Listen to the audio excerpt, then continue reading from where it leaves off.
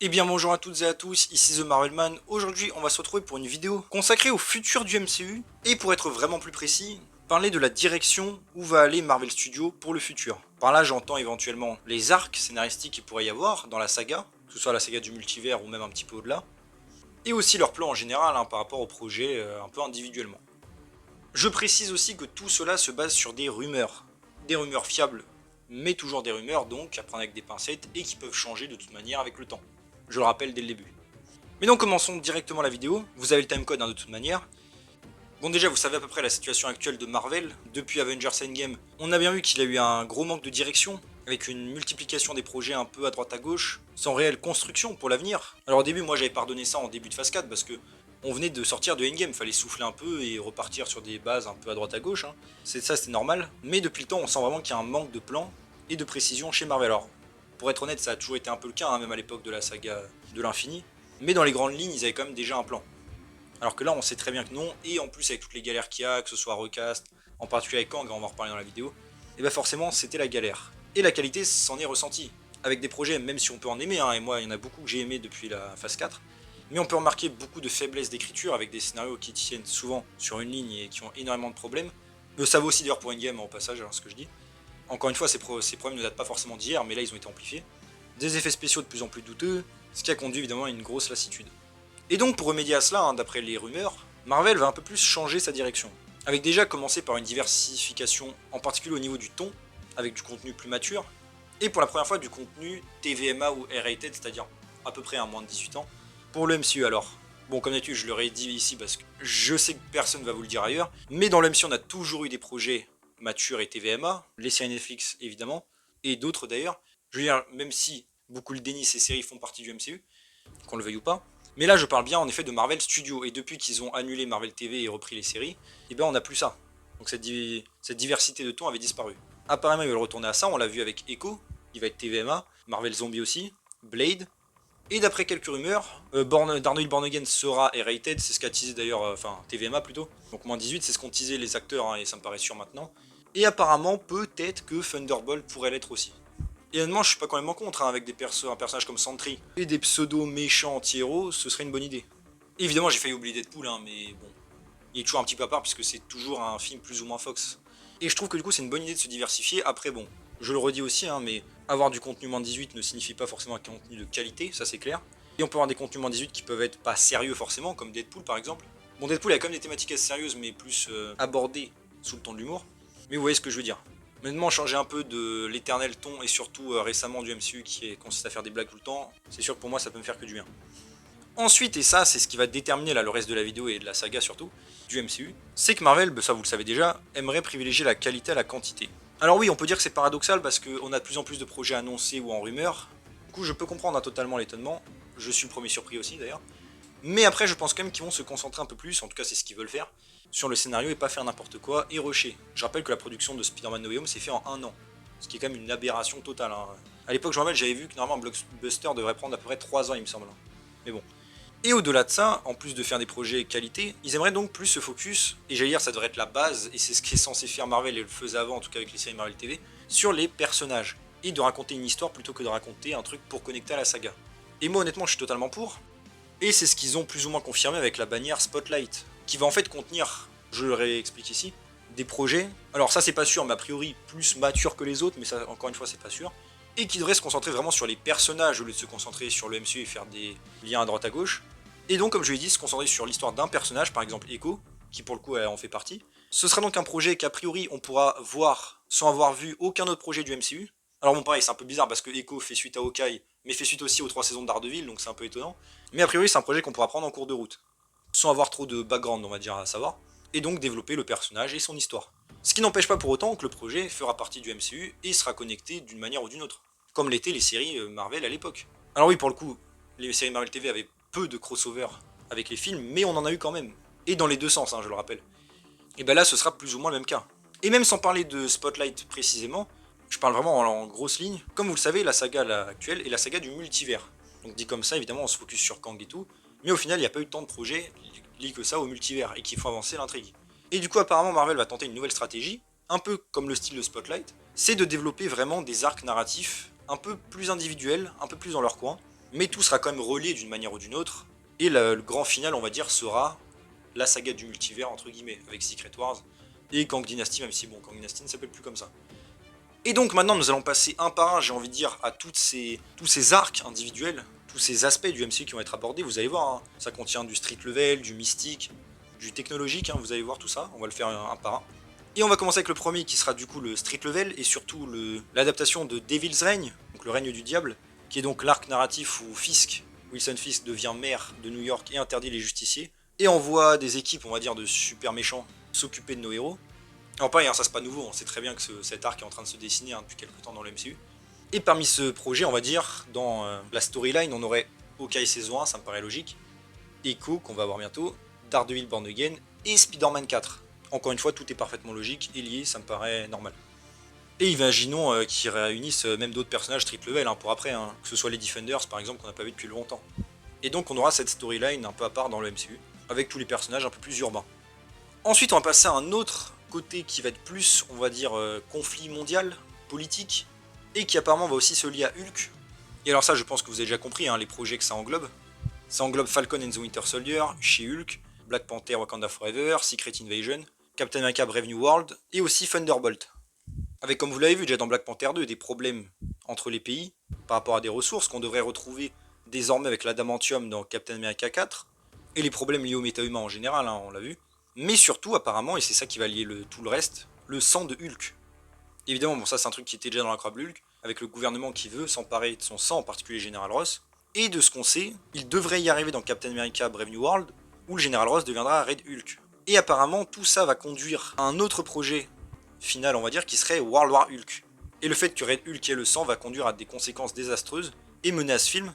Et le leaker décrit ce projet plus ou moins comme une espèce de Civil War, donc une espèce d'Avengers 4.5, qui sera un gros événement où les héros devront se regrouper pour affronter plusieurs menaces de Hulk à travers le monde. Des monstres gamma quoi. Et honnêtement, j'aime bien l'idée, et après le leaker a dit un autre truc à part en disant que le film était plus ou moins un Avengers vs Hulk. Donc j'imagine bien peut-être un scénario, et j'en avais déjà parlé dans ma vidéo Le futur de Hulk, où à la base en fait les Avengers essaieront d'arrêter plein de monstres gamma, mais qu'au cours du film, pour un quelconque moyen, Hulk redevienne le Hulk sauvage de l'époque, et que ça part plus ou moins comme dans le World War Hulk des comics, et qu'il devienne incontrôlable, et que les Avengers sont obligés d'essayer de l'arrêter. Et là du coup il prendra la place des Illuminati, hein, plus ou moins. Et j'espère vraiment qu'on va se diriger vers ça, ce serait une idée franchement dantesque. Et ce qui est marrant c'est que j'en ai déjà parlé dans ma vidéo. Et j'espère que ce sera pas juste un film où en gros c'est les Avengers et Hulk contre d'autres monstres de Hulk, et que le film est cool et tranquille. Non, j'espère vraiment que Hulk va redevenir fou. Mais en tout cas, voilà pour cette saga. Ensuite, on aurait une autre partie qui serait plus ou moins technologique avec l'héritage d'Iron Man, qu'on aurait déjà eu hein, dans la trilogie du coup de Spider-Man Tom Holland. Un peu de Miss Marvel, She-Hulk, Black Panther 2 et Secret Invasion. Je dis ça surtout hein, pour le côté technologique. Et le fait que Damage Control récupère de la technologie Stark. Et la fin de cette pseudo-saga serait du coup dans Ironheart et Armor Wars. Où littéralement, on le sait, hein, la technologie Stark va tomber entre de bonnes et de mauvaises mains, et du coup il y aura un affrontement par rapport à ça. Et apparemment d'ailleurs, il y aura beaucoup de conséquences liées à l'ancienne saga, avec des conséquences de personnages tels que Obadiah Stane, Justin Hammer ou Ultron. Donc franchement, bah ça promet du lourd.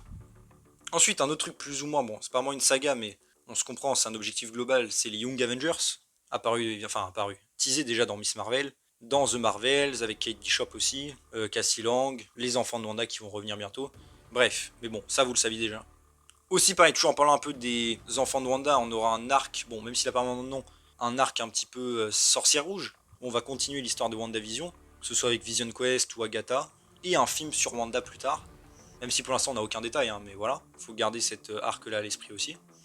Ensuite on va passer à un autre arc qui est très intéressant, je pense, et que beaucoup attendent, c'est plus ou moins les Midnight Suns, qui a un côté un peu plus surnaturel, j'allais dire mystique, mais vraiment plus surnaturel de Marvel.